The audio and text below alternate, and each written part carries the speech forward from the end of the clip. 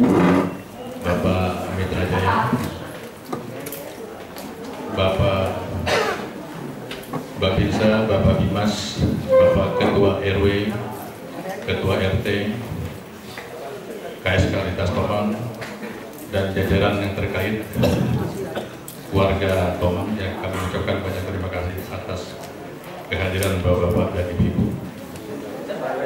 Acara ini terselenggara karena sekarang banyak yang di wilayah narkoba, jadi tatap muka dan sosialisasi Markam Timmas kepada generasi muda dan masyarakat Tomang yang akan langsung dibawakan oleh Bapak Kompol Haji Nasrul Kaliato. Sebelumnya saya mohon kepada Ibu untuk memberikan ucapkan atau sepatah kata dipersilakan.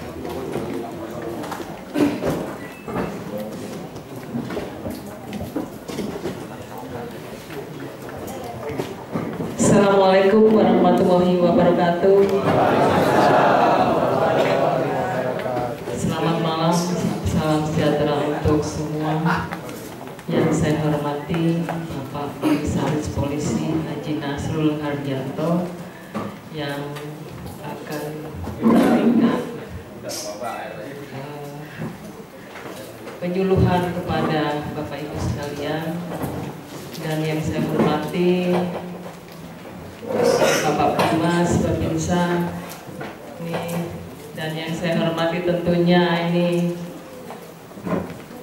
Pak Ketua. Ini apa ya? Bukan hanya ketua.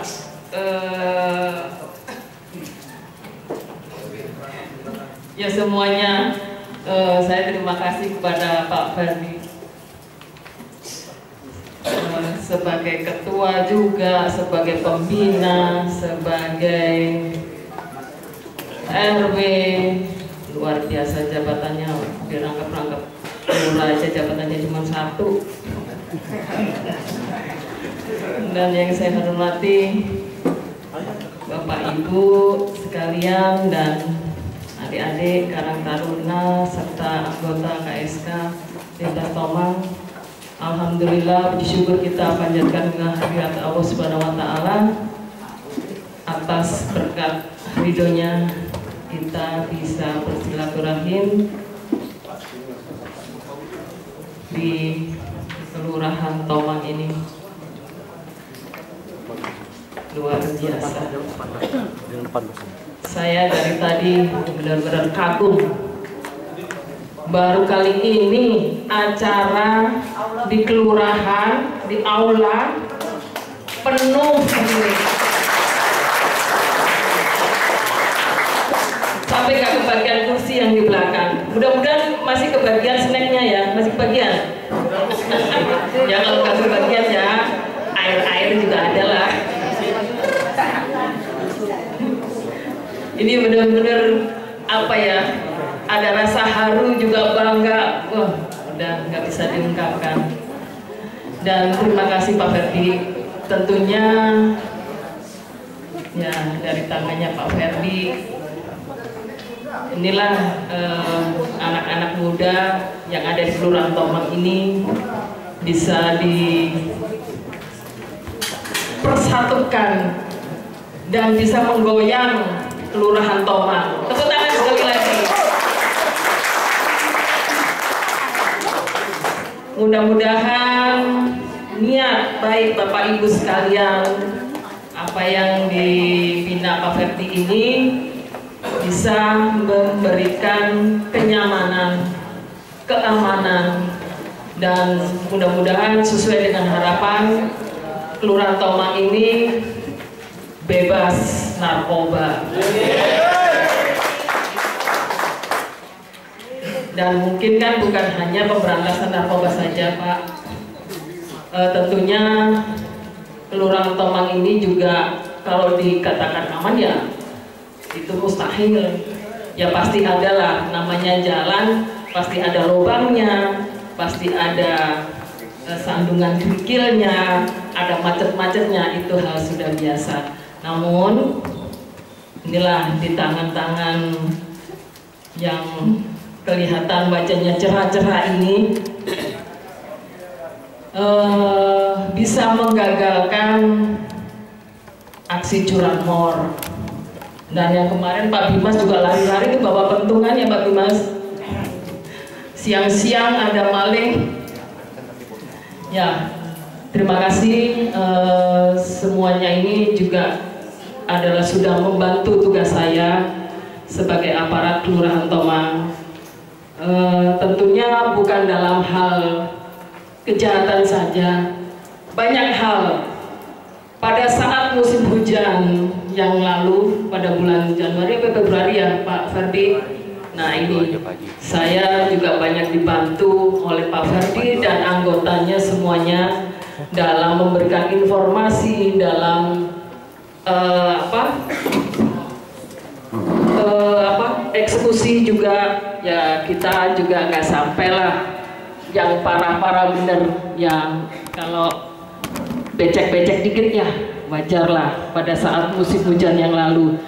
Dan sekarang saya juga mohon, ini kita sudah memasuki musim hujan, udah mulai ini musim hujan, dan tentunya harapan kita juga Tomang ini tetap bebas banjir. Ini kita berdoa bersama.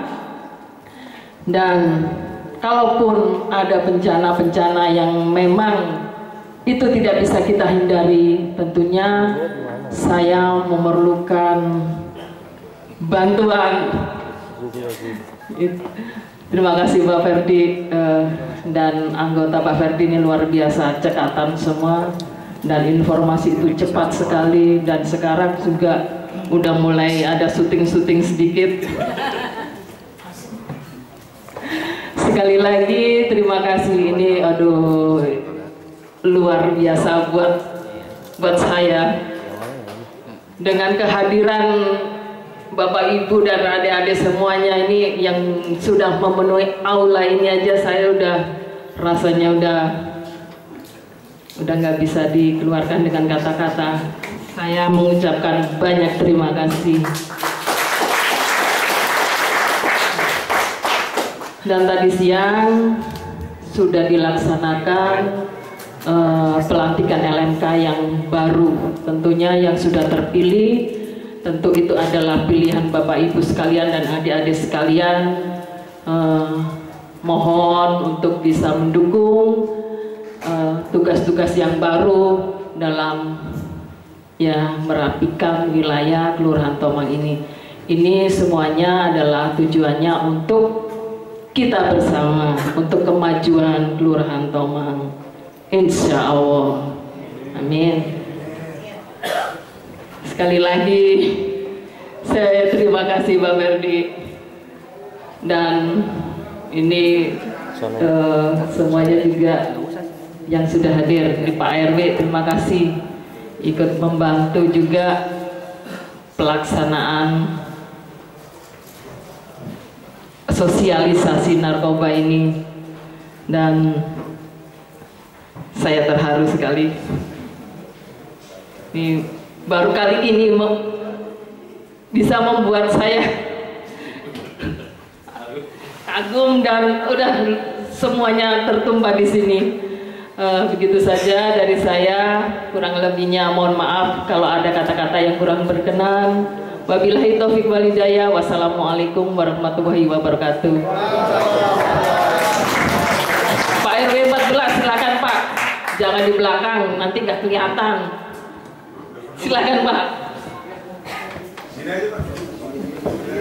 Ya, terima kasih Ibu Lurah Tomang atas sanjungannya. Kami tanpa rekan-rekan KSK dan warga Tomang dan Ketua RW tiada artilah. Kami tidak ada artinya. Nah, selanjutnya kami serahkan kepada Bapak Kompol Haji Nasrul untuk memberikan sosialisasi Harkapitmas pada malam hari. Silakan Bapak.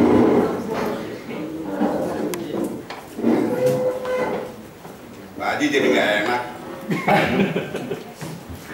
Bismillahirrahmanirrahim. Assalamualaikum warahmatullahi wabarakatuh. salam sejahtera untuk kita semua. Yang saya hormati Ibu Lurah, yang saya hormati Bapak Sa, Bapak Binmas, yang saya hormati Bapak Ketua KSK Lintas Tomang, yang saya muliakan adalah Bapak-Bapak Ibu, para remaja, hadirin sekalian yang hadir pada malam hari ini di aula yang berbahagia ini. Kami mengucapkan terima kasih kepada Ibu Lurah yang telah memberikan fasilitas untuk dapatnya kami dari Polda Metro Jaya untuk memberikan sosialisasi tentang Harkantipmas. Selanjutnya nanti akan saya jelaskan tentang narkotika. Kita panjatkan puji syukur kehadiran Allah Subhanahu wa Ta'ala, yang mana kita semua yang hadir ini diberikan kesehatan. Mudah-mudahan kehadiran Bapak dan Ibu ini menjadikan amal bagi kita semua. Amin. Sebelumnya saya memperkenalkan diri. Nama saya Haji Nasrul Haryanto, pangkat Komisaris Polisi. Jabatan saya Kasitipmas Polda Metro Jaya, yang mana Kasitipmas ini saya yang memberikan penyuluhan ke seluruh sekolah tingkat dari SD, SMP, SMA maupun mahasiswa. Selanjutnya saya Kasitipmas ini bertanggung jawab juga kepada generasi-generasi muda yang ada di wilayah kelurahan maupun masyarakat yang terpanggil hatinya dengan tulus ikhlas untuk mau menjaga keamanan yang di wilayahnya masing-masing. Contohnya seperti KSK sekarang. Nama saya Haji Nasrul Haryanto, pangkat Komisaris Polisi, jabatan saya Kasitipmas tadi. Kedatangan saya kemarin tidak menggurui bapak-bapak. Saya mohon maaf, saya tidak akan menggurui bapak-bapak tentang materi yang saya sampaikan. Mudah-mudahan materi yang saya sampaikan ini ada manfaatnya bagi bapak-bapak sekalian.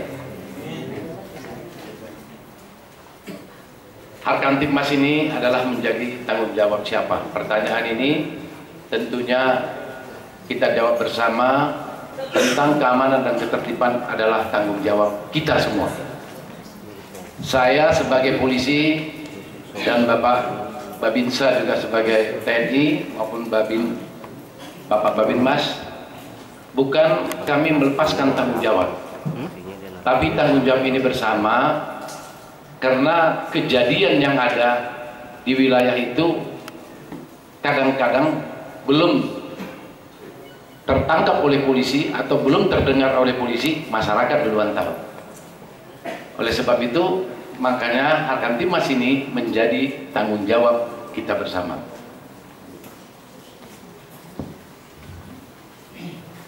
Negara Kesatuan Republik Indonesia dibangun oleh keanekaragaman, kemejemukan bangsa, agama, budaya, bahasa, daerah, istiadat, istiadat. Jadi yang saya sampaikan di sini adalah adat, istiadat, dan norma. Kita sepakat atau tidak, pada umumnya warga negara Indonesia pada saat ini normanya sudah mulai terkikis. Betul atau tidak, itu yang ada. Jadi norma inilah saya bawakan materi, karena hampir semua rakyat kita itu bisa tergoda, terkikis normanya karena kemajuan zaman. Anak putra putri kita di rumah yang kita sayangi dan kita cintai, sekarang ini kita nasihati, kita suruh mau melawan. Sudah mulai kelihatan. Oh, kita mau bicara tingkat tinggi, ada seorang pejabat yang cantik, yang hebat detailnya, bahkan normanya juga terkikis. Urusannya ke KPK, masuk penjara. Jadi semua seperti itu, rontok norma-norma kita. Oleh sebab itu di malam yang bahagia ini, mudah-mudahan kita semua yang ada di sini akan menjamin norma kita itu tidak semudah mereka. Jangan kita gadekan norma kita itu dengan soal yang paling kecil. Saya ambil contoh, Semua produk konstitusional harus mengakomodir kepentingan yang majemuk sehingga keuntungan negara Republik Indonesia ini negara tetap terjamin.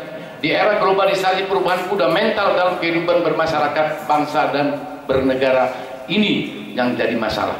Kadang-kadang kita terjadi di masyarakat sana gara-gara kita menegur anak tetangga naik sepeda motor atau sepeda motornya knalpotnya gede, kita tegur baik-baik sebagai anak kita, orang mau menerima.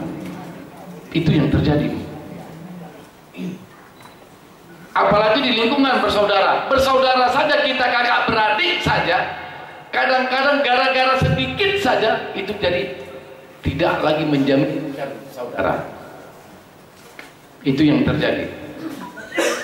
Bahkan kita sangat sedih mendengar seorang ibu dituntut anaknya di pengadilan. Coba, itu normal, Bu. Tidak main-main. Bahkan ada lagi yang ayah kandungnya membuat asusila terhadap anak putrinya sendiri. Itu yang terjadi sekarang. Inilah kita di malam ini, mudah-mudahan Allah sama-sama mendengar niat kita. Kita menjaga norma-norma itu agar tidak kita lakukan. Terjadi perubahan fundamental ini sendi-sendi berkehidupan di masyarakat, timbul fenomena baru termasuk bentuk-bentuk gangguan keamanan. Gangguan keamanan yang terjadi itu kadang-kadang kita sama-sama tahu di lingkungan kita banyak kontrakan, kadang-kadang sepeda motor main parkir sembarangan saja. Yang punya kontrakan pun hanya menerima duitnya, tapi tetangga yang jalan mulai kepanasan. Lu enak-enak aja ngambil kontrakan, tapi gua nih kampung gua jadi rame seperti ini. Kadang-kadang kontrakan rame, perbuatannya macam-macam. Itu bukan terjadi di kampung Tomang, tapi terjadi di kampung saya. Banyak sekali persoalan-persoalan kecil. Kadang-kadang gara-gara dicalonkan jadi RW, nggak terpilih aja ngambek. Tidak terpilih menjadi RT, kadang-kadang bersaing ngambek. Apa sih RT itu gajinya 700.000 juga belum tentu dibayar itu kok. Dibayar ya? Tapi ada yang nggak dibayar katanya di kampung saya, itu nggak dibayar. Itu gara-gara tidak terpilih jadi RT, berantem. Padahal saudara, yang satu adalah si RT mengambil adik si Pak RT yang dicalonkan, jadi iparnya lah gitu. Tidak terpilih menjadi RT, sampai sekarang ini teguran tidak beraduh sudah nggak benar. Ya, itu kadang-kadang norma tadi. Jadi inilah yang contoh yang paling gampang saya jabarkan di wilayah kita masing-masing. Oleh sebab itu, Polri perlu dukungan daripada Ibu dan Bapak sekalian. Partisipasi daripada masyarakat ini yang kami butuhkan sebagai Polri. Kami sebagai Polri ingin mengajak Bapak-Bapak ini untuk menjadikan perpolisian masyarakat. Kedatangan saya dari Polda Metro sana tadi siang-siang, terus sampai sholat maghrib saya pun lari kemari. Hanya ingin kedatangan saya kemari, ingin mengajak Bapak, Ibu, para pemuda, ingin menjadikan perpolisian masyarakat. Saya angkat sekarang ini Bapak dan Ibu menjadi polisi masyarakat. Perpolisian masyarakat merupakan program tepat untuk mencegah atau menangkal adanya gangguan keamanan tertiban masyarakat. Melalui kebersamaan dengan masyarakat itu sendiri, maka pemerintah pun akan bisa berjalan dengan baik. Perlu dirumuskan pedoman yang tentang model Polmas ini yang dapat diterapkan di seluruh wilayah Indonesia sesuai dengan karakteristik kondisi masyarakat setempat. Jadi saya mengambil ilmu yang saya adopsi dari Jepang. Kebetulan saya berangkat ke Jepang sana. Ternyata di Jepang sana itu dia sudah belajar dari kita. Jangan bilang orang Jepang itu memang hebat, tapi tidak sehebat orang Indonesia. Karena saya belajar di sana. Ternyata mereka budaya yang diambilnya adalah budaya gotong royong itu. Jadi kalau mohon maaf Bapak Ibu sekalian yang belum berangkat ke Jepang itu, saya yang kebetulan yang terpilih berangkat ke Jepang, ternyata saya belajar masalah Polmas ini adalah saya pelajari dalami, ternyata hidup bergotong royong yang kita miliki nenek moyang kita itulah dibangkitkan. Tapi kita sendiri bangsa Indonesia sudah mulai terkikis tadi. Hidup bergotong royong sudah mulai tidak ada. Kadang-kadang terjadi di kampung sana, dekat saya sana, orang tua meninggal di malam hari. Begitu itu rumah komplek, jam 9 atau jam 8 malam itu sudah tidak ada tamu. Itu terjadi sudah. Jadi tumanya ditaruhkan lagi, tutup pintunya, selesai. Itu yang terjadi. Ini jangan nanti percaya atau tidak, mungkin akan adopsi itu datang ke kampung Bapak. Percayalah, ini karena gotong royong ini sudah mulai terkikis. Jadi salah satu komplek Korea Toibah sana, dekat rumah saya di Serengseng Kebun Jeruk sana, seperti itu. Meninggal malam diumumkan oleh masjid. Ternyata orang hanya datang sampai jam Isya doang. Begitu Isya tutup itu semua. Itu mayat besok pagi baru buka lagi, kayak warung. Itu yang terjadi. Jadi tidak ada norma kita dulu di kampung kita. Mungkin kalau ada yang meninggal kita datang, paling tidak ngaji, paling tidak ngopi, paling tidak kita bawalah gula kek, kita bawalah apa kek, pisang goreng kek, duduk kita beramai-ramai. Itu yang terjadi dulu. Tapi sekarang sudah mulai terkikis. Ini Bapak Ibu, tolong hati-hati, karena begitulah majunya zaman. Mudah-mudahan di kampung Tomang ini tidak terjadi seperti itu. Amin. Mudah-mudahan tidak terjadi. Jadi apa sebabnya? KSK ini sudah dibentuk, ya, dibentuk oleh rekan-rekan itu. Saya sebagai pembina KSK, saya sampaikan kalau ada orang Tomang ini yang mendapat musibah seperti itu, jangan tinggal diam nih ketuanya, tolong kalian tuh hadir di situ. Kalau nggak ada kopi, minta aja terus. Tapi ini benar-benar kekompakan KSK Tomang saya cantumkan di Polda sana, luar biasa. Ya, kekompakan KSK Tomang. Ini tinggal masyarakat Tomang mau mendukung atau tidak. Kadang-kadang ini ada perpecahan. Yang satu mau bilang inilah, yang satu mau bilang itulah. Enggak ada. Yang penting sudah terpanggil hatinya dengan tulus ikhlas. Wong digaji juga enggak kok, betul? Siapa yang gaji enggak ada? Polisi enggak ada gajinya tuh, Lintas Tomang, KSK. Tapi dengan tulus ikhlas Bapak Ibu sudah mau menjadikan Lintas Tomang ini menjaga keamanan bersama. Skepnya ada sama saya pembinanya. Jadi lanjutkan Pak, mohon Bapak Ketua. Tadi Bu Lurah bilang Bu ini luar biasa di Tanuan. Saya bangga sekali. Ya, informasi sudah masuk bagus. Pertahankan. Tidak usah kita berselisih lah. Buat apa sih? Oh saya mau jadi apa Pokdal apa? Nah, saya mau jadi KSK. Udah jadi satu aja. Nanti pembinanya juga saya. Selanjutnya, ya, selanjutnya perlu kita sadari bersama, semua masyarakat yang ada di manapun dia, yang diharapkannya adalah keamanan.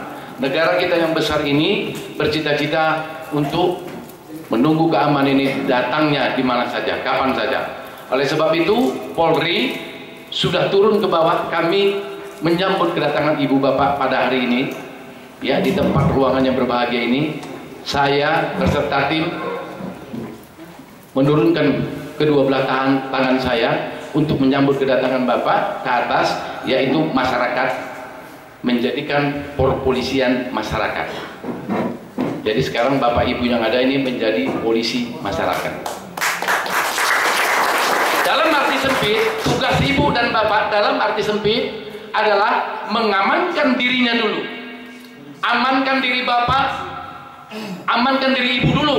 Itu yang saya maksud dalam arti sempit. Baru amankan keluarga kita dulu dan harta yang kita miliki. Kalau itu saja yang Bapak jaga, sudah berarti dalam arti sempit Bapak sudah menjadi Polmas. Kalau Bapak berbaik hati, silakan. Bapak dalam arti luas, Bapak menjaga kondisi yang normal. terutama di lingkungan Bapak, tanpa gangguan dan aktivitas nasional. Contohnya, mungkin Bapak Ibu sudah peduli dengan tetangga samping. Sekarang rumah Ibu di sini, begitu rumah tetangga nanti kebuka, atau mungkin Ibu lihat sepeda motor tetangga tamunya parkir di luar, Ibu sudah mulai peduli.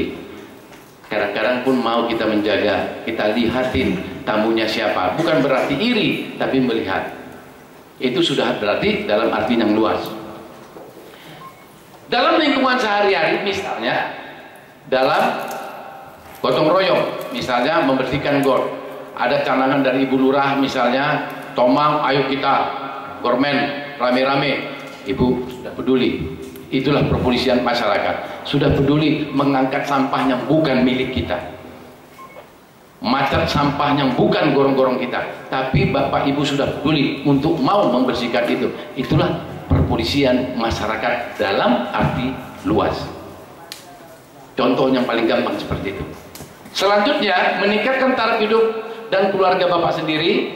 Ini dalam arti luasnya pembangunan nasional yang kita cari, berperan aktif dalam meningkatkan kualitas hidup masyarakat.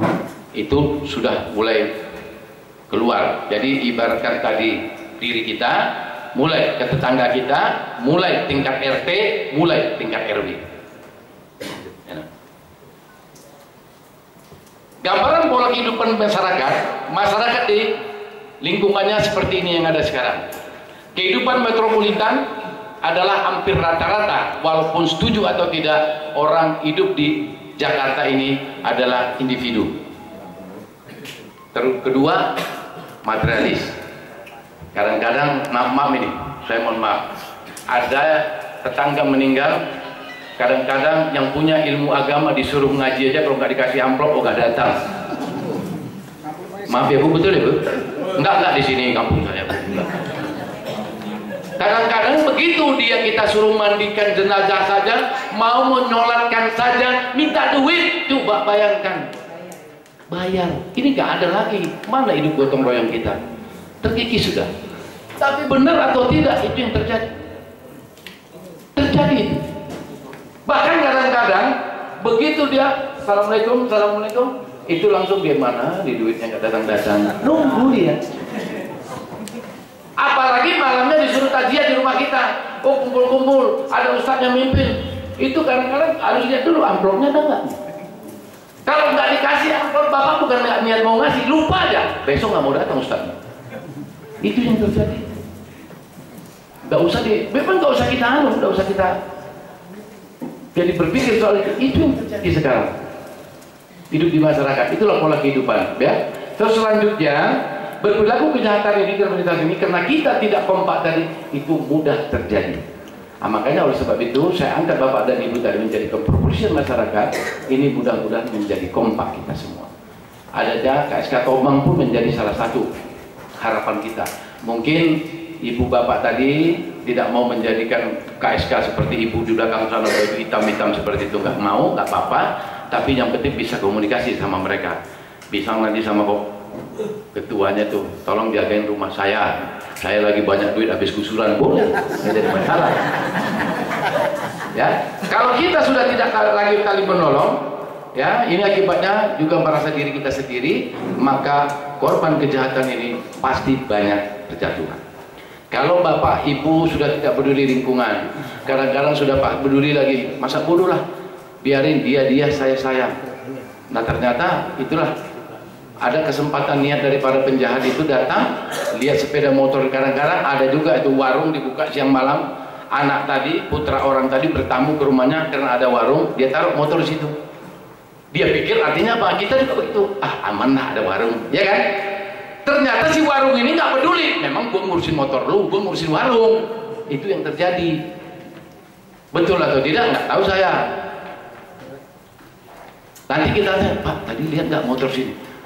Memang gue jaga motor lu, gue jaga warung. Itu jawabnya, ya. Itu yang terjadi karena. Oleh sebab itu kami juga sebagai polisi jujur kepada Bapak Ibu sekarang, polisi rasionya personil tidak sebanding dengan jumlah penduduk. Sekarang Pak Babin, mohon maaf, Waluyo, Boyono ya, berapa warga ini Pak? Bu Lurah berapa? Ya? Ini bayangan aja. 23.000. 23.000-an Pak Wayono ini sendiri. Bagaimana? Inilah polisi. Oleh sebab itu saya terus terang minta maaf kepada bapak-bapak, ibu-ibu yang kami sebagai polisi yang berbaju begini belum bisa melayani. Sedih kita. Kadang-kadang masyarakat di sana itu bilang gini, wah kejahatannya udah dari tadi, polisi baru datang. Ya, itu dirasakan. Kami rasakan Pak. Karena memang iya, polisi sekarang untuk Indonesia ini seharusnya standarnya PBB itu satu polisi 350 orang. Itu satu polisi. Ternyata tadi Pak Wayono bilang berapa? 25.000 baru Pak Wayono sendiri. Jangankan 25.000 ini satu ruangan ini tenggelam dia nggak kelihatan. Apalagi 25.000. Itulah dengan corong ini saya minta maaf.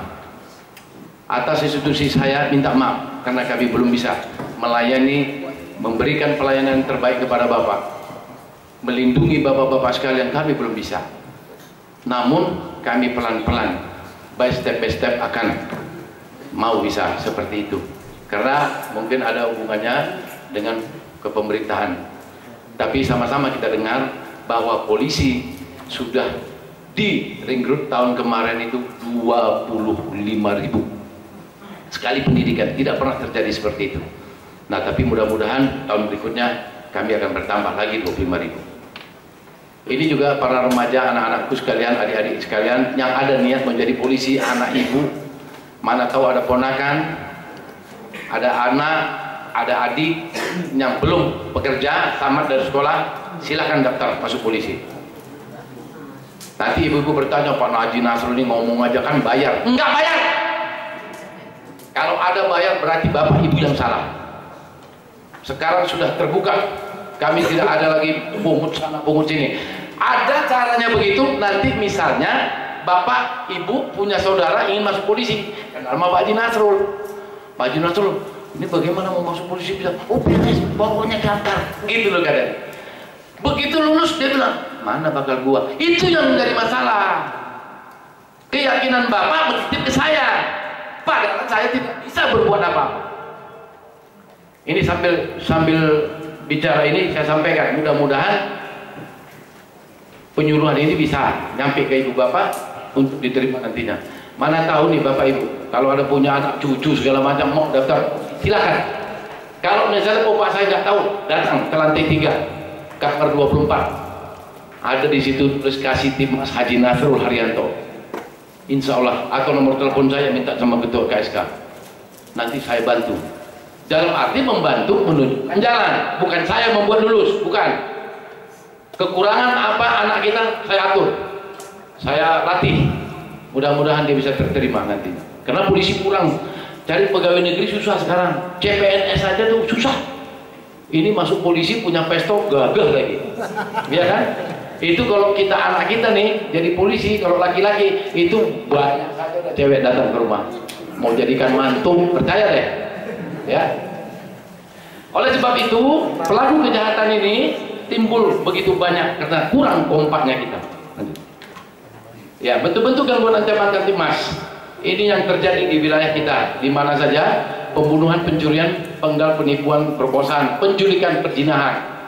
Ya, peredaran gambar-gambar kuno, pengeroyokan, teroris, unras. Insya Allah di Tomang ini teroris nggak ada, tapi ada katanya di daerah sini penodongan dan pencurian kendaraan bermotor yang paling rawan. Alhamdulillah KSK kemarin sudah menggagalkan perampokan itu ya. Perampokan apa itu? Menangkap lagi. Luar biasa. Saya memberikan apresiasi yang tinggi itu.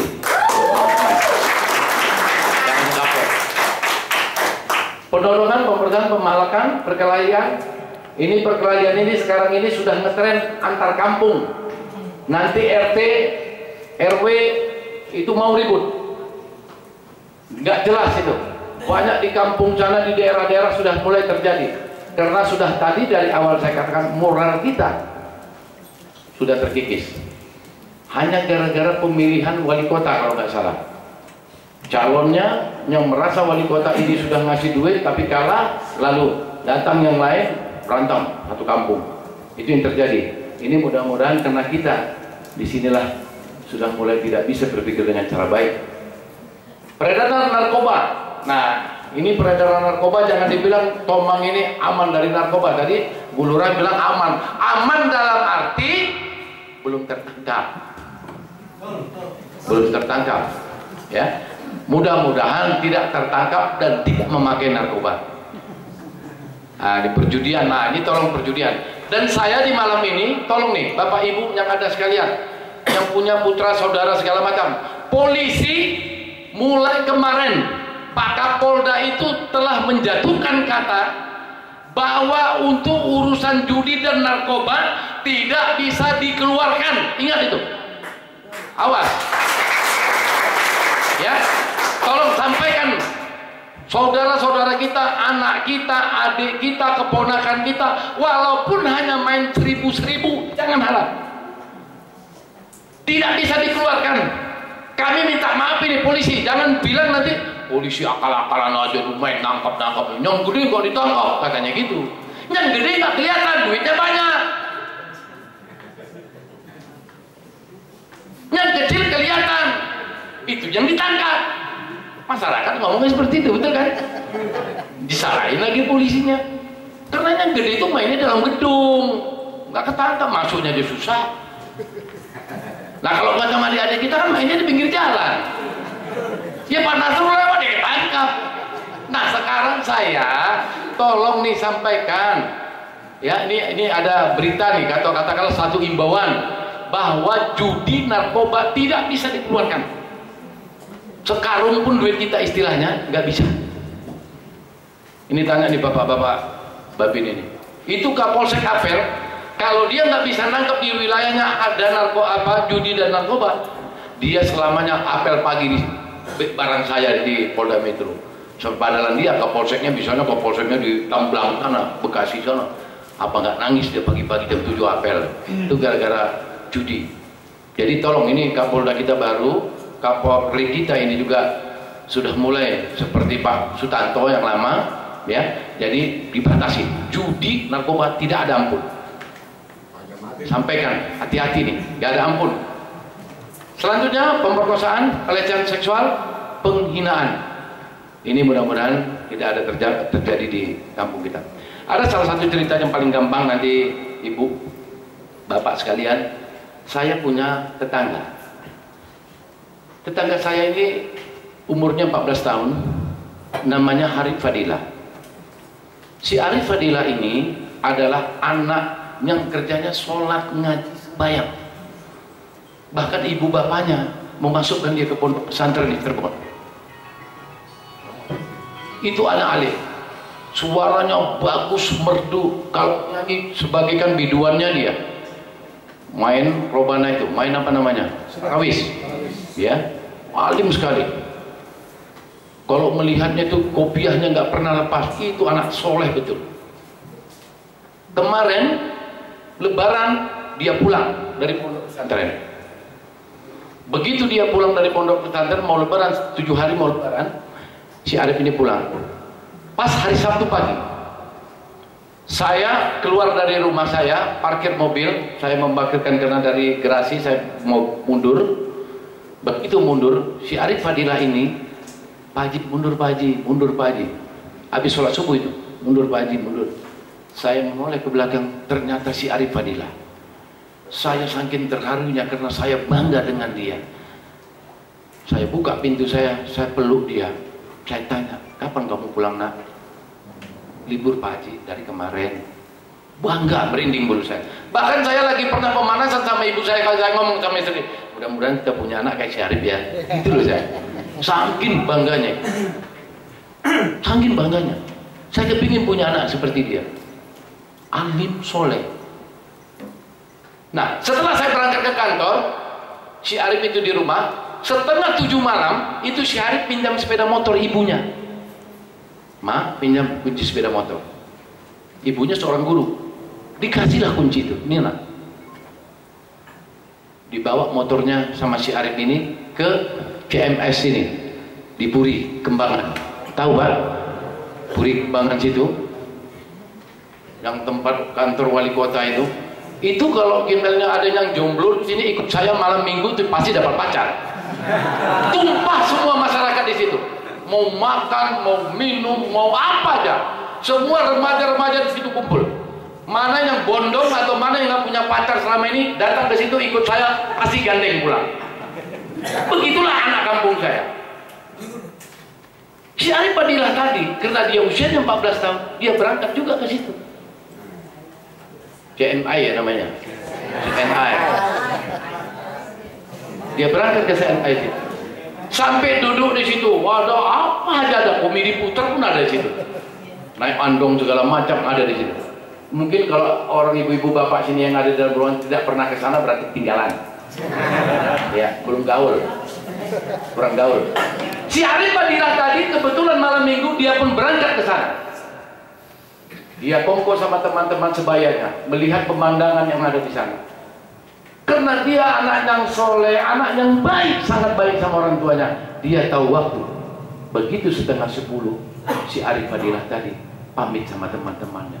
Hai teman-teman, saya pulang dulu. Teman-temannya melarang, nanti tunggu dulu, baru jam 10 ntar kita pulang. Karena dia anak yang soleh, anak yang taat kepada orang tuanya, merokok juga enggak. Dia pun naik sepeda motor, dia pamit kepada teman-teman.